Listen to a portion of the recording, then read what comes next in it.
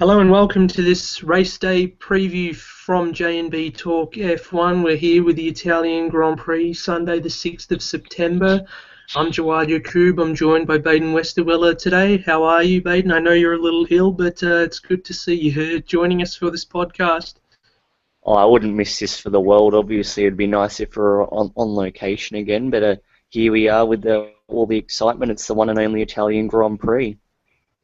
Indeed, and we'll get to the race a bit later, but for now let's summarise qualifying for you. And it was none other than Lewis Hamilton who claimed his 7th consecutive pole position, his 11th of the season overall, and no surprise really, considering this circuit is probably the circuit where we see the Mercedes-Benz come into a class of its own, having such a big gap over the rest of the field. But it was interesting to see in Q3, it was only less than 0.3 of a second that we see the Ferrari of Kimi Raikkonen qualify in second, and Sebastian Vettel third fastest, and then fourth was Nico Rosberg. Reason for that being is prior to qualifying, Rosberg was forced to switch to an older engine, back to the engine that they used at Spa, because the new engine that they brought all the tokens on had an issue which is still undiagnosed at this very moment, and there is a concern about Hamilton's power unit now going into the race and whether he will have similar issues to Rosberg. So the top 4 positions, there you go. Kimi Raikkonen in second behind Hamilton, his best qualifying all season long and on the front row, and the 2 Ferraris up there, which is great for the Italian Grand Prix, isn't it? Oh, just seeing really the fever that comes out when you get those reds in amongst the action. Obviously, it was through the hardship suffered by Rosberg, which has enabled one of them to be on that front row, but especially for Kimi Raikkonen. He's had his own woes in previous events. If he can...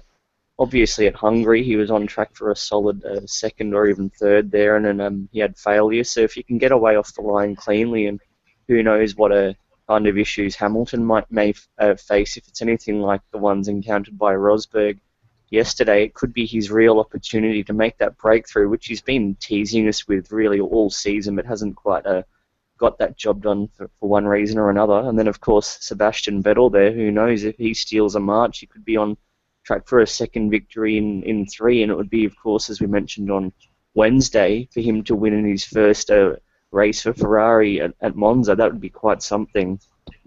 Indeed, Ferrari in with a sniff then, it seems, coming into Sunday. But going back to the qualifying now, the third positions 5 and 6 were Felipe Massa and Valtteri Bottas, the 2 Williams cars. 7 and 8, Sergio Perez and Roman Grosjean. Nico Hülkenberg and Marcus Ericsson took out 9th and 10th. Ericsson getting a penalty, which you will talk about later on. Nasser and Maldonado in 11th. He was a bit unlucky to not make it into Q3, with the Nico Hülkenberg just squeezing in there at the end, and Maldonado being forced out in 11th, Felipe Nasser as well. And then we come to the Red Bull-powered cars, the Red Bull-sponsored cars with the Renault engines. Carlos Sainz in 13th managed to set a time in Q2, although it was pretty much redundant considering all 4 of those Red Bull-sponsored cars had big engine penalties. We'll detail as well in a second. The Sainz, Kvyat, Ricciardo, they all made it into Q3, into Q2, but will take big engine penalties. Ricciardo didn't even bother coming out of the garage in Q2 for a lap. Jenson Button and Fernando Alonso again knocked out in Q1 on the cusp. They were beaten by Sainz, Kvyat and Ricciardo at the end of that first session, but they will have some penalties as well. Stevens outqualifies his teammate Mary down in 18th and 19th, and Max Verstappen, rather embarrassingly, lost a lot of track time, but also his engine cover, which came off rather embarrassingly towards the end of the session, and he's got some big penalties, probably got the biggest penalties of the lot for this race. But yeah, penalties again. We thought we were over grid penalties, and here they are back again for this race. Well, we've discussed it a couple of races ago around Hungary time, just how crazy things had gotten with McLaren. Seemingly every race had incur some sort of sanction, and this has obviously continued.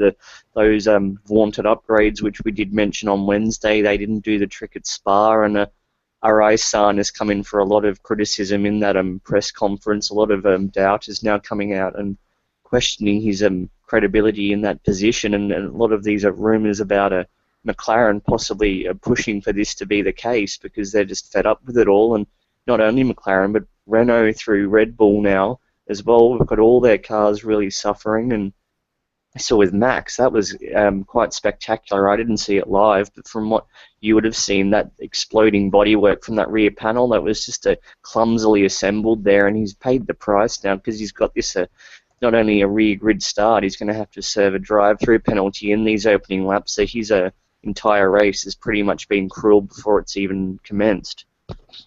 Indeed, and we'll discuss the penalties now, and pretty much we know that McLaren would be starting not from the back of the grid. We'll talk about that in a sec, where they all form on the grid now due to the penalties. But yeah, McLaren will take, Jenson Button will take 5 positions, and Fernando Alonso will take 10 positions for changing power unit elements. Then we come to the big penalties. Daniel Ricciardo originally was going to take 25 positions on the grid due to changing 1 power unit, but after a problem at the end of free practice 3, he's had to bring in a second power unit for the weekend, second new power unit for the weekend. So that means he drops 50 places.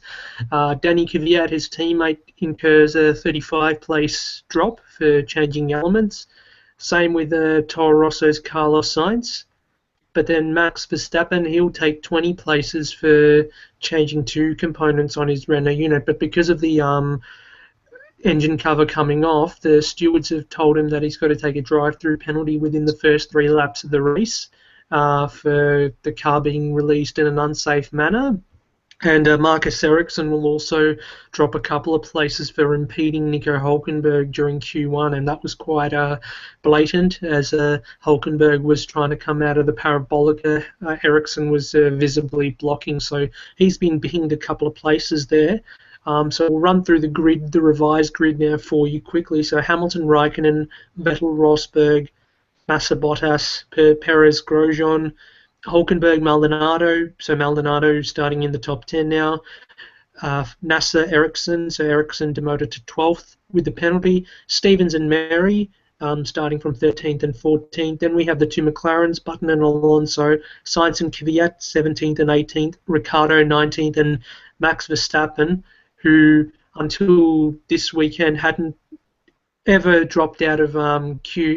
He always had made it into Q2 at least. Will be starting from the back of the grid, and he has a penalty to serve during the race. So, I mean, I find it amazing that I've managed to explain all of that without myself getting confused, let alone the viewers. So, we just had enough of these penalties, haven't we?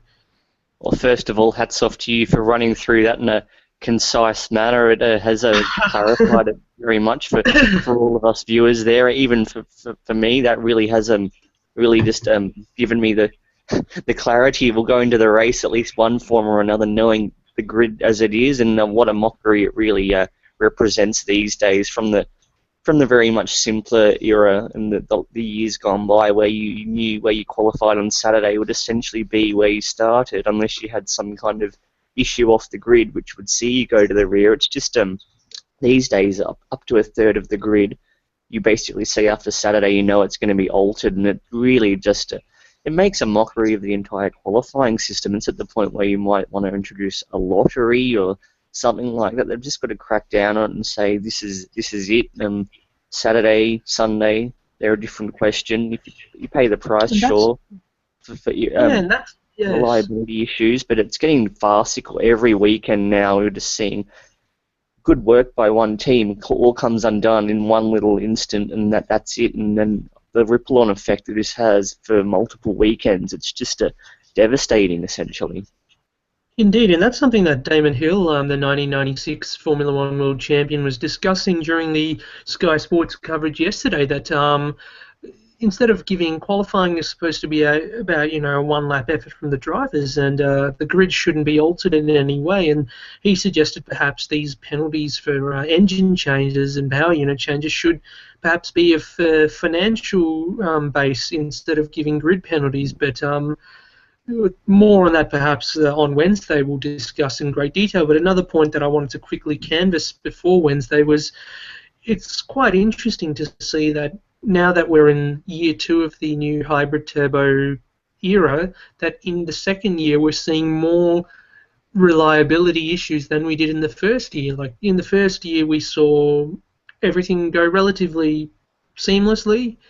In terms of the season, we didn't see as many penalties, but this year it's we barely go without a race where we have someone taking a penalty for engine change or MGUK or MGUH change, blah blah blah. It's just it's quite fascinating. But anyway, we'll move it on. We'll talk more about Possibly that. this quickly, just think maybe these engineers getting a bit too ambitious with their desires, and they're just throwing way too much resource-wise into one upgrade or one segment of a season rather than looking more long-term, and they're really paying the price for just being overzealous in this respect.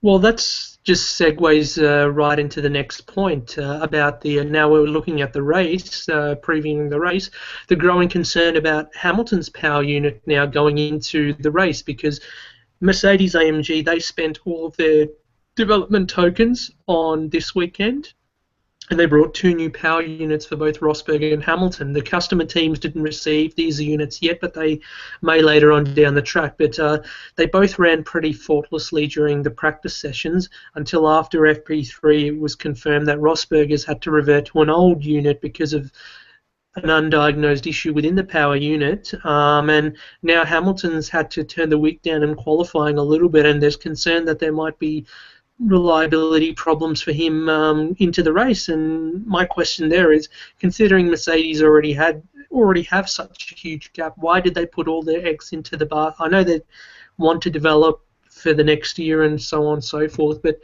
was it necessary to use all of their development tokens on something radical and risk losing this weekend?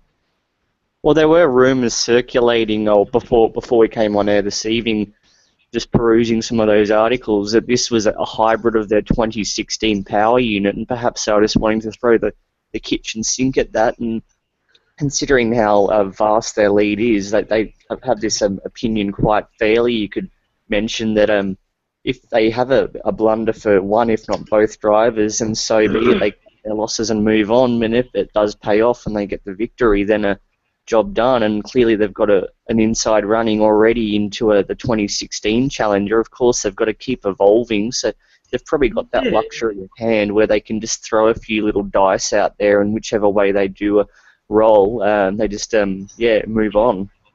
Yeah, but from a team's perspective, that's absolutely correct. But if you're a driver, say, considering it's Hamilton versus Rosberg in the championship, Rosberg's now on the back foot considering he's using an older engine, and if Hamilton ends up having a faultless race and wins, that's going to be more points that Hamilton takes over Rosberg, because Rosberg ended up having the dodgy engine, and he doesn't end up on the podium or finishing second. So for the team's sake, yeah, sure, it's good that because they have an enormous lead in the Constructors' Championship, it doesn't matter. But for the drivers' side of things, it does compromise one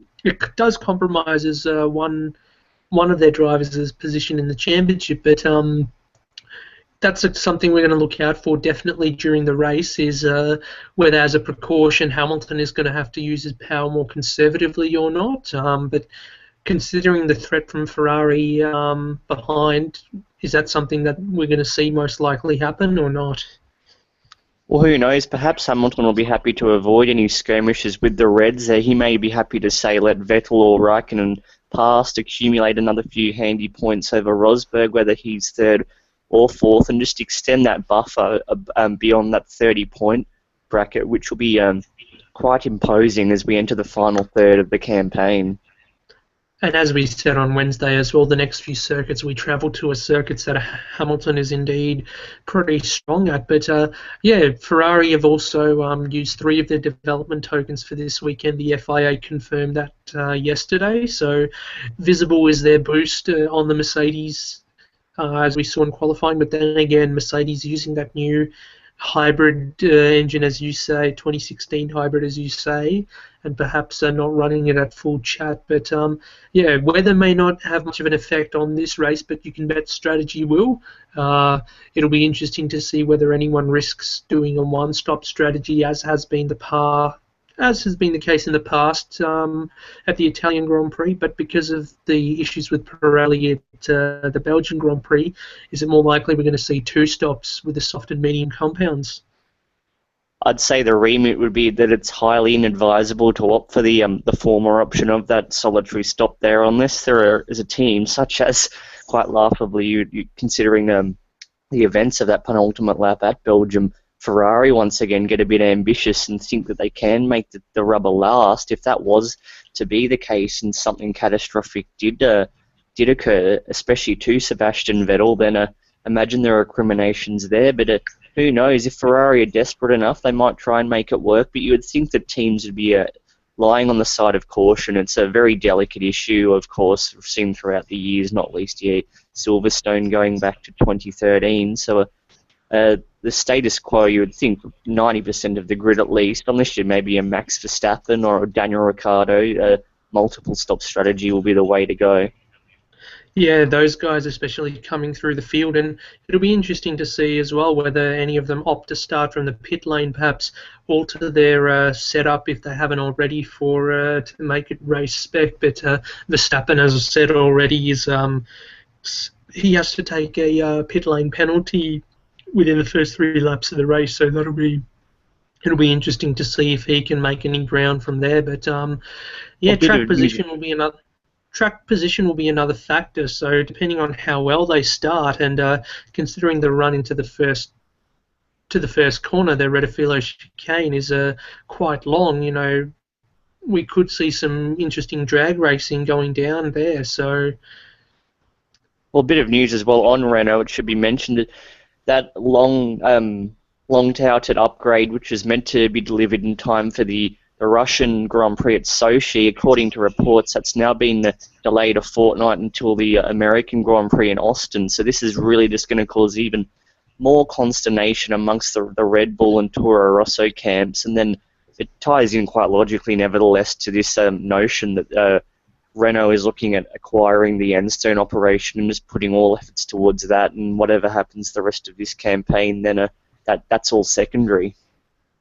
Yeah, and Lotus are hoping that they made no secret of it when quizzed throughout the weekend, and they've made no secret that they're hoping for a decision to be made sometime before Singapore, if not on that weekend. So we'll follow that up for you definitely when it comes to our Wednesday podcast, and also in the lead up to the Singapore Grand Prix. But as for the Italian Grand Prix now, Monza, who are we going to put our tips on? It has to be said. I'm feeling a red victory, something through my veins. It's just telling me that I'd love to say Kimi, but I've got a feeling Vettel will just pull an ace out of the hat, and Kimi might have to settle for a second or a third with one of the Silvereros possibly splitting them. But the sentiment, if we saw Kimi finally break his duck, it would be his first victory since his first stint at Ferrari, 2009. Belgium 2009. That would be quite something. I don't know about you. Very difficult to say. If Hamilton encounters problems, which perhaps may happen. We know that the cars aren't exactly bulletproof. So if he does encounter problems, then sure, Ferrari are on for the win. But Vettel is clearly the most reliable in terms of getting the job done. Kimi is at a question mark over his head this season, but a Kimi victory would be nice for his confidence.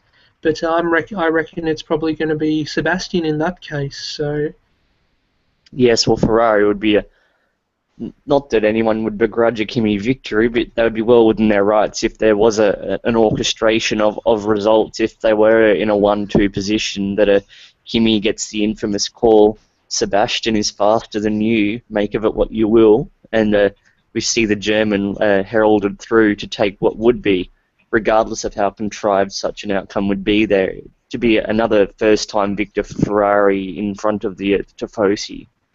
Indeed, and as I said before, the run into the first chicane is quite long, and it'll be interesting to see who makes it out of there first. So from me, Jawad, and Baden, thank you for joining us this evening. We'll be back Wednesday to summarise and do a wrap-up of the Italian Grand Prix, but until then, we hope you enjoyed the race, and thank you for listening.